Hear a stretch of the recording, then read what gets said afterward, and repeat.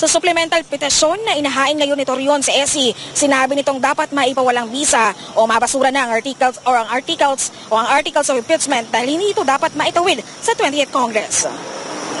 There is this issue as to whether or not the impeachment complaint can cross over to the 20th Congress. And that's one of the issues that we raised here, and we are of the firm belief that the same is not allowed. It is not in accordance with the principle of legislative discontinuity, and that even under the Senate rules, I think you have been fully made aware of it by other lawyers, that it runs against Section 123 of Rule 44 of the Senate.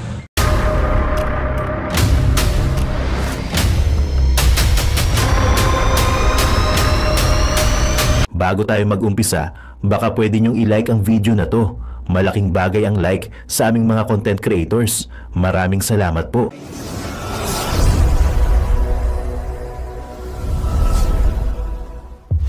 Sa supplemental petisyon na inahain ngayon ni Torion sa SC, sinabi nitong dapat maipawalang visa o mabasura na ang articles of impeachment dahil hindi ito dapat maitawid sa 20th Congress. There is this issue as to whether or not the impeachment complaint can cross over to the 20th Congress. And that's one of the issues that we raised here, and we are of the firm belief that the same is not allowed. It is not in accordance with the principle of legislative discontinuity, and that even under the Senate rules, I think you have been fully made aware of it by other lawyers, that it runs against Section 123 of Rule 44 of the Senate.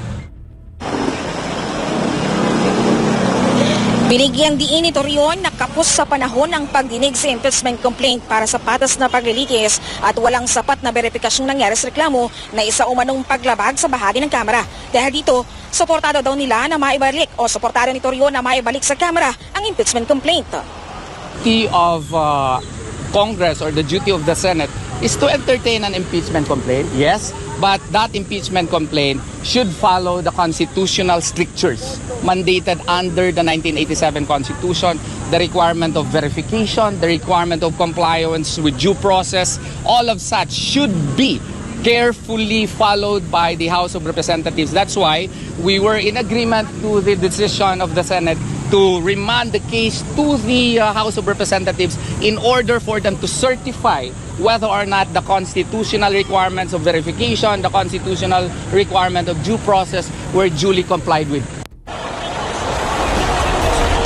Paglilinaw pa ng petitioner na sa Atty. Torion matapos itong gawin ang petisyon bago pa ang remanding o ang pagpapabalik sa Kamara ng impeachment complaint. Sinabi nito na gagawa din siya ng manifestation sa Korte Suprema kaugnay ng bagong development sa Senado. Samantala, Ethel, kanina ay kasama rin sa petisyon ni Atty. Torion yung pagkakaroon o yung petisyon nila para sa writ of prohibition na mapigilan yung Senado na magsagawa pa ng anumang proceedings gamit yung invalid na impeachment complaint. Pinagdebatehan sa Senado bago sila nagbotohan na defective kasi tatlong impeachment case na i-file noong 2024 tapos may pang-apat noong 2025. So apat lahat. Ang konstitusyon very clear, dapat isang impeachment case lang sa isang taon. Oh. 'Yon ang issue sa impeachment court sa Senado. So ang motion ni Senator Bato i-dismiss dahil unconstitutional ang complaint, ang kaso, ang impeachment. So instead na ang botohan yung i-dismiss ay hindi. Yun na lang yung amended motion ni Senator Alan Peter Cayetano na ibalik natin sa Kamara para sagutin nila, i-certify nila na walang nalabag na provision sa Constitution yung 1-year ban rule. Yun, nagbotohan. Nabigla si Senator Coco Pimentel, Senator Risa, akala nila mananalo sila 18-5, super majority. Yun.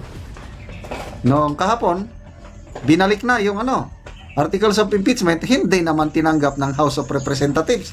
Patigasan na ng ulo ang labanan dito.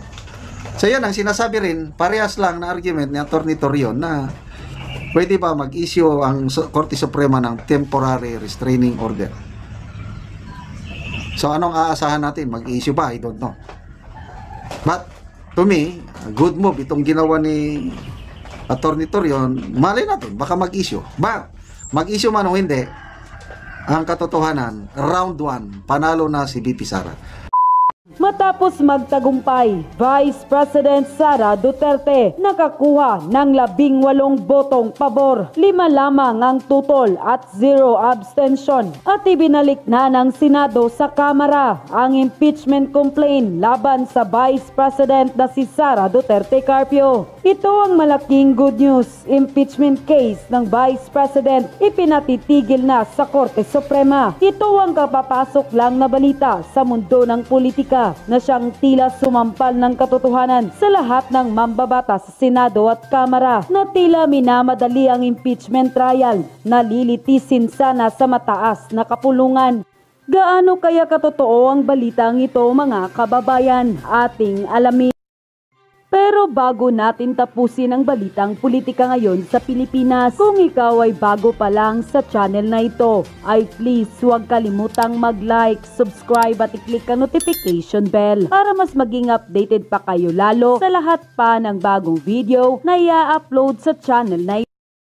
Kahit sadyang ilang beses nyo nang harangin, panggigipit na halos taplakan na ng lupa ang Vice President na si Sara Duterte Carpio upang di umano'y hindi makatakbo sa darating na 2028 national election, ay sadyang ang kapalaran na talaga ang gumagawa ng paraan upang hindi manaigang kasamaan laban sa kabutihan. Matapos magtagumpay at nakakuha ng boto ang Vice President na si Sara Duterte, kung saan 18 ang pabor at 5 lamang ang tutol at 0 ang abstention, at ibinalik na ng Senado sa Kamara ang impeachment complaint laban sa Vice Presidente na si Sara Duterte. Impeachment case laban sa kasalukuyang Vice Presidente na si Sara Duterte Carpio, kumpirmadong ipinatitigil na sa Korte Suprema ayon pa sa kumpirmadong balita ng source ng Bombo Radio Philippines sa kanilang official Facebook page. Pagpapatuloy pa ng impeachment trial versus VP Sara Duterte,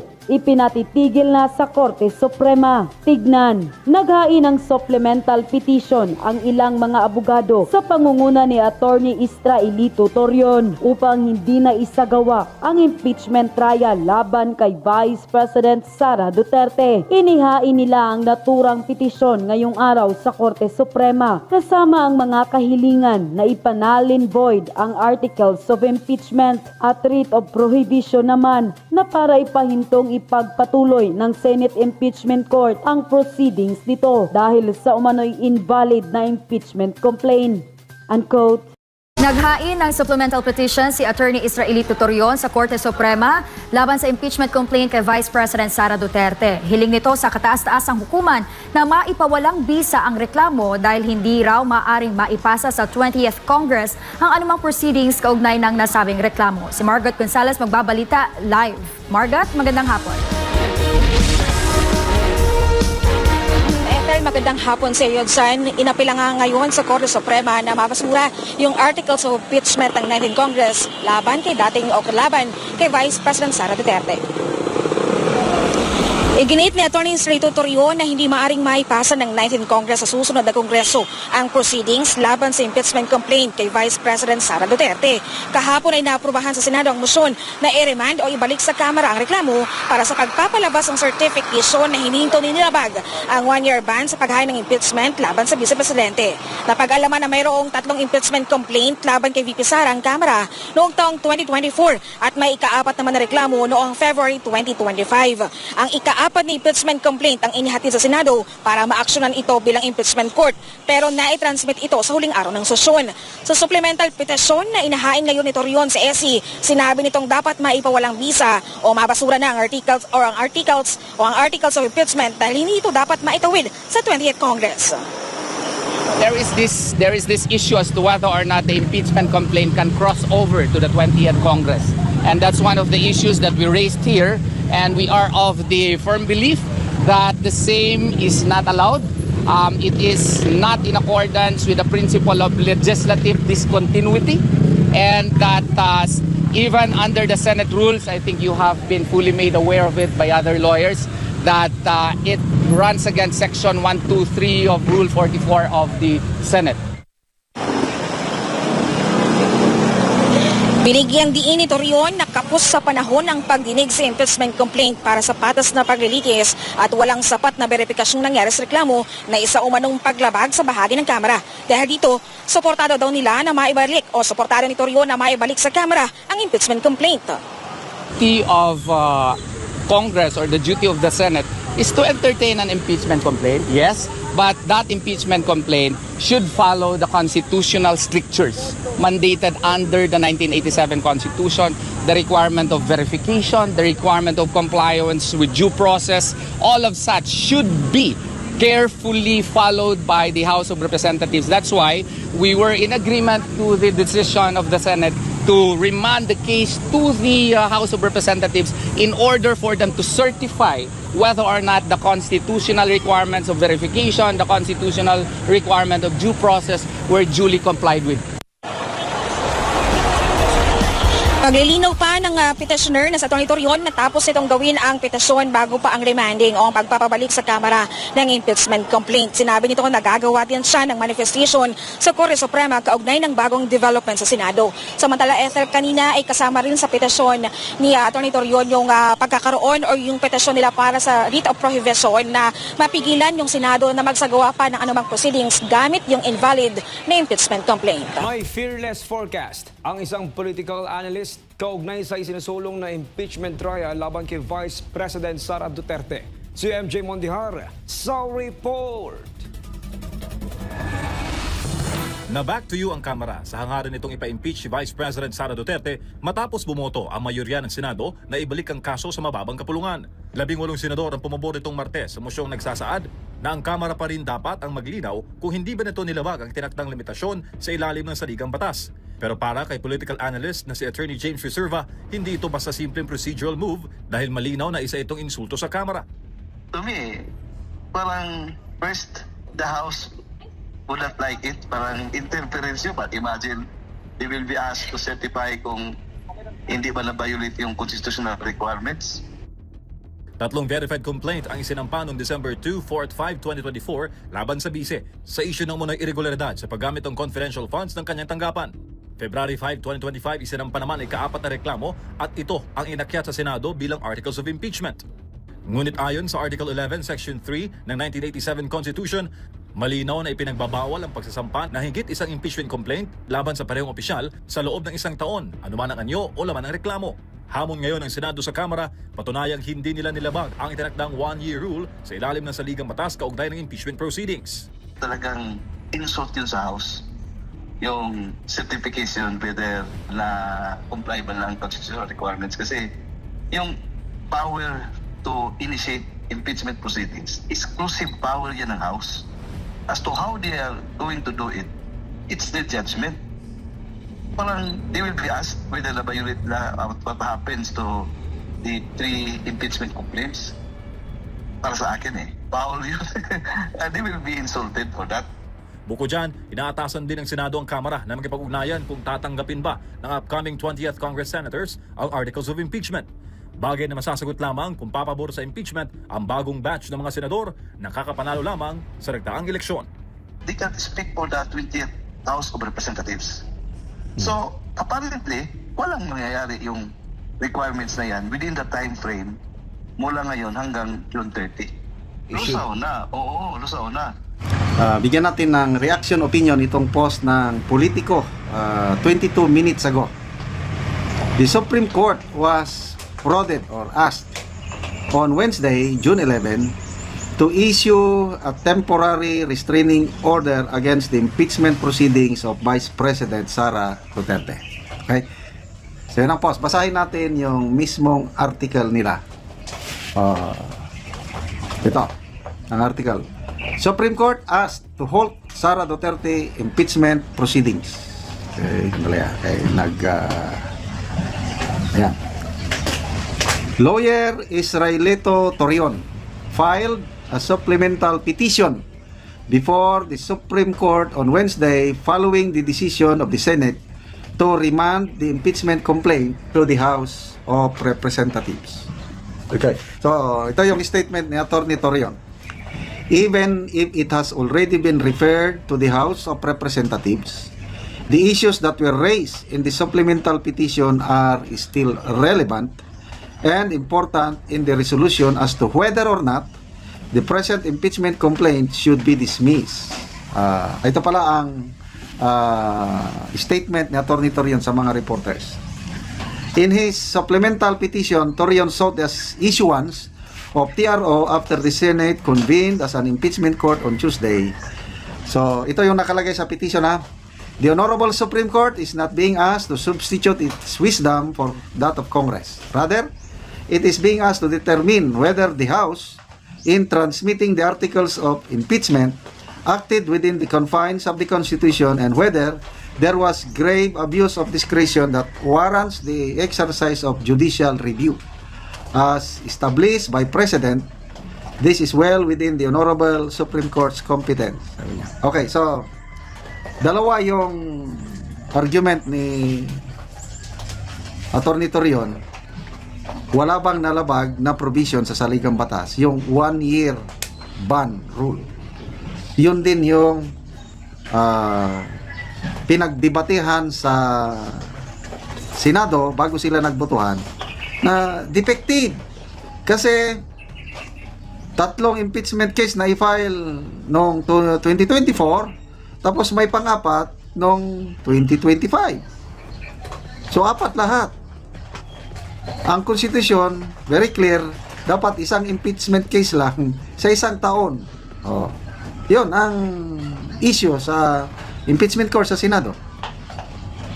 So, ang motion ni Senator Bato i-dismiss dahil unconstitutional ang complaint, ang kaso, ang impeachment. So, instead na ang botohan yung i-dismiss ay hindi.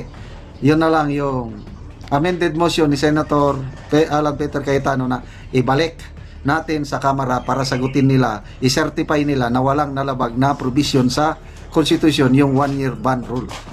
Yun, nagbotohan. Nabigla si Senator Coco Pimentel, Senator Risa, akala nila mananalo sila 18-5, super majority. Yun. Noong kahapon, binalik na yung articles of impeachment, hindi naman tinanggap ng House of Representatives. Patigasan na ng ulo ang labanan dito. So yan ang sinasabi rin, parehas lang na argument ni Atty. Torion na pwede ba mag-issue ang Korte Suprema ng temporary restraining order.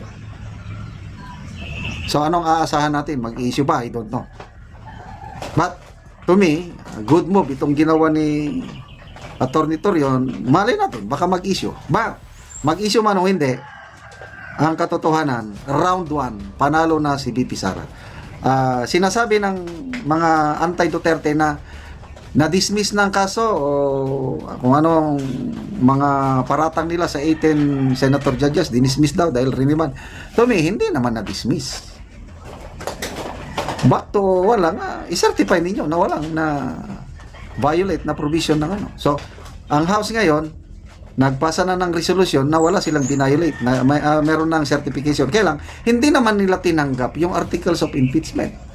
Medyo nagalit si Senator Escudero na you have no standing to defy the order of the court. Prosecutor lang kayo. We are not co-equal. Hindi katulad ng BICAM report na we must agree. Sa budget ba, BICAM, agree. O sa mga pagpasa ng batas, BICAM, mag-agree sila. Dito, iba ito dahil impeachment, mas mataas ang korte, nasa mababa ang prosecutor. Kaya huwag kayong magmatigas. So, ano ito? Magkakaroon ng krisis? I don't know. Patigasan ng ulo. So, bakit tayo nagkakaganito? Dahil nasa leadership yan. Kung katulad sana nung panahon ni PRRD, nung may mga nag-initiate na impeach si Vice President Leni Robredo, isang salita lang ni PRRD, no. Let VP Leni finish her term. Ganun lang. Wala na. Tumahimik ang lahat. Ang presidente natin ngayon, sinasabi ayaw niya, kailang natuloy pa rin. Anong klase? Kaya, nagkakagulo tayo. So, kung anong mangyari, no problem. Dahil, sabi nga ni VP Sara, ready sila. Let the trial begins. I want bloodbath. Kung matuloy man sa 28th Congress, no problem. Bakit? We have the numbers. Sobra siyam na senador sigurado boboto sa acquittal ni VP Sara. O bakit tayo matatakot? Wala na. Tapos na ang boxing. Hindi nila mai-impeach, hindi nila, na-impeach na pala si VP Sara. Hindi nila makukonvict si VP Sara. At walang makakapigil sa pagtakbo niya sa 2028. Welcome, Duterte comeback sa Malacanang. Bigyan natin ngayon ng reaction opinion itong article ng One PH o One Network, One News PH. Tungkol ito sa deadlock, umiinit na labanan o bloodbath between the senator judges and the House prosecutors. Nagdesisyon na ang impeachment court na ibalik ang impeachment articles of impeachment sa Kamara para sagutin dalawang katanungan. Nako, hindi tinanggap ng House. Dinify nila yung order. Nagsalita si Senate President, you cannot defy the order. Korte kami, nagbabala siya, prosecutor lang kayo, we are not co-equal pagdating sa impeachment. Ganon. So, ito na nga, mayroon ng bloodbath. Kailang hindi pa na-involve si VP Sara. Mga judges pa lang at saka mga prosecutors. Ito impasse. House differs receipt of remanded impeached case. Escudero says lower chamber can't defy the order. Huwag niyong baliwalain. Dahil hindi tayo magkapantay. Korte kami, prosecutor lang kayo. Something like that. So ito. So, summarize ko na lang ang House of Representatives with a resolution, nagkasundo sila na hindi tanggapin yung ibinalik na articles of impeachment. Kaya yung Senate Sergeant of Arms, si General Roberto Ancan, wala siyang nagawa kasi ayaw tanggapin eh. So, back to the court. So, talagang talagang magkaalaman na kung sinong matigas. Ayaw nilang tanggapin. Sagutin nyo muna ang mga tanong namin. Nako, matapang ang mga House prosecutors.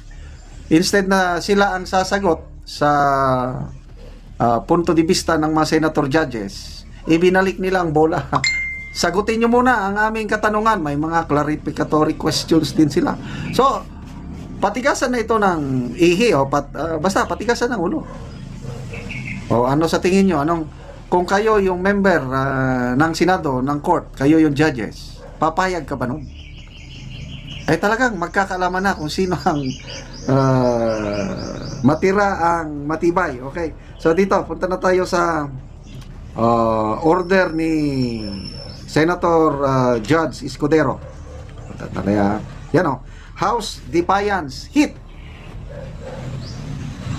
Tinira yung pagmamatigas ng House. Sabi niya at a press conference on Wednesday, Senate President Francis Chis Escudero defended the Senate's handling of the impeachment proceedings, insisting that the House has no standing to reject the impeachment court's directive to resubmit its articles of impeachment under stricter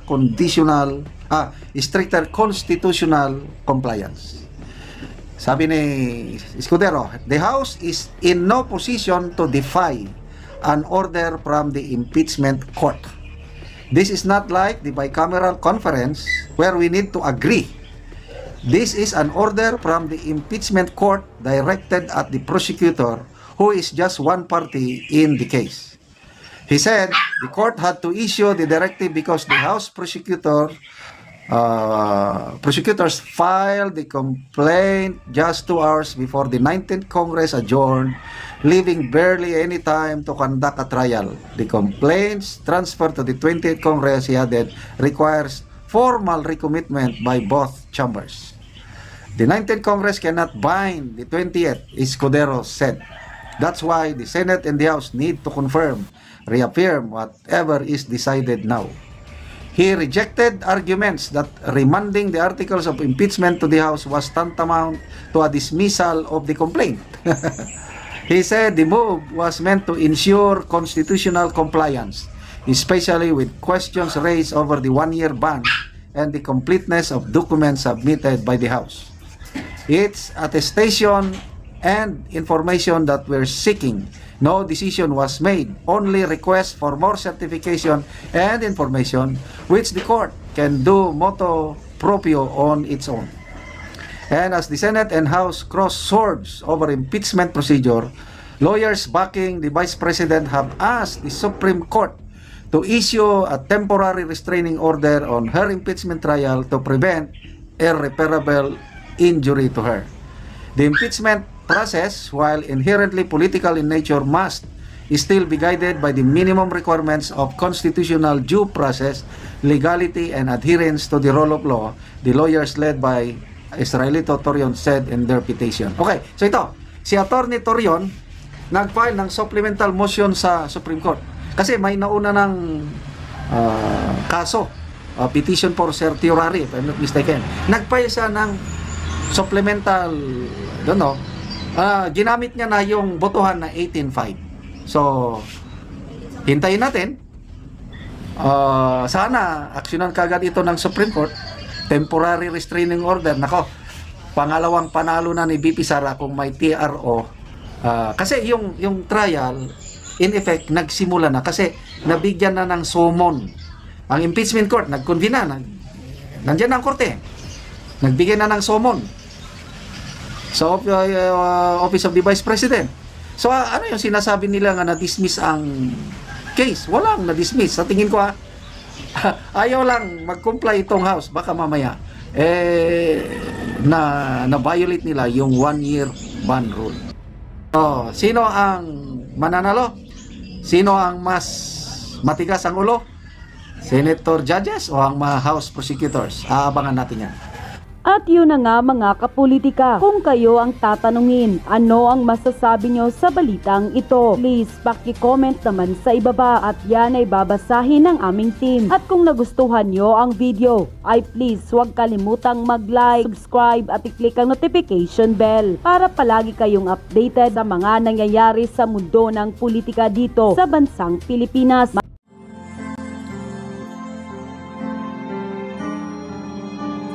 Melody ng song. Ang bayan ko'y pinagpala pagkat sa amin pinigay ang isang biyaya na mag-aahon sa hirap at dilim ng kahapon at sa bawat Pilipino'y magtatanggol sa bayan ko dati laganap pang-api at dusa sa aming mga mahihirap. Ngunit ikaw ay dumating, sagot sa aming mga dalangin. Muli kaming babangon, mabuhay ka na kay Digong.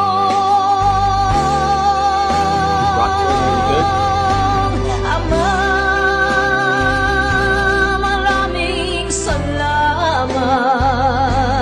Aming mga mata'y minuhulat, gawain ng masasamay iyong isiniwalat. Ikaw lang ang pag-asa naming lahat.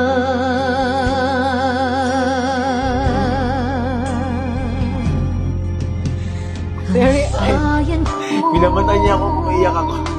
Pilipinas,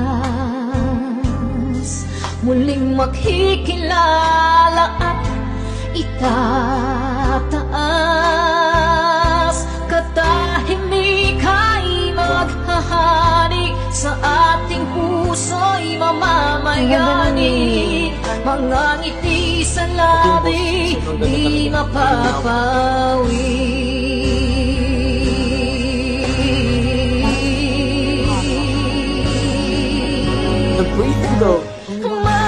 Mabuhay ka, Tatay Digong, maraming salamat.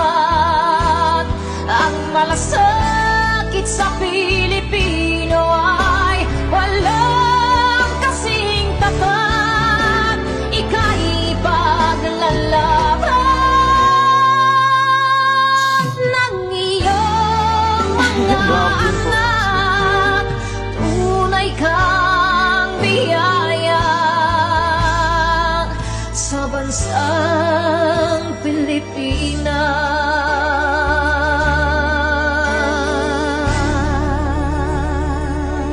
ba?